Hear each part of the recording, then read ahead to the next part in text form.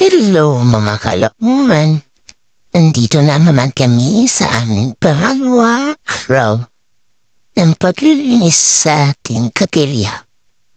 Ayan, salamat naman at maraming tumulong. Sa mga hindi pa nakatulong, may next time pa naman. Kaya bawi-bawi lang. At sa mga kasama ko, sa mga kaibigan ko, punta kayo bukas, 10 a.m. sa ating Holy Mass. Kaya, huwag kayong mag-alala, lahat tayo ay mahal ng Diyos. Lahat tayo ay magtutulong-tulungan para sa ating komunidad at sa ating Panginoon.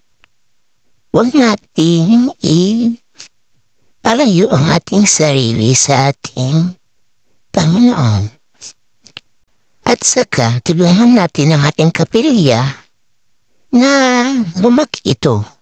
Kasi, dito natin nalalaman kung may pagkakaisa. Kaya ano pang hinahintay niya? Punta na kayo. Yan, bilis-bilis nila, mabilis na. Yan, punti lang kami, pero mabilis kasi nasa puso namin ang aming linggo. Doon naman paragi, diba? Dapat nasa puso. Iyan at sa loob na naman kami. Ilang, God bless.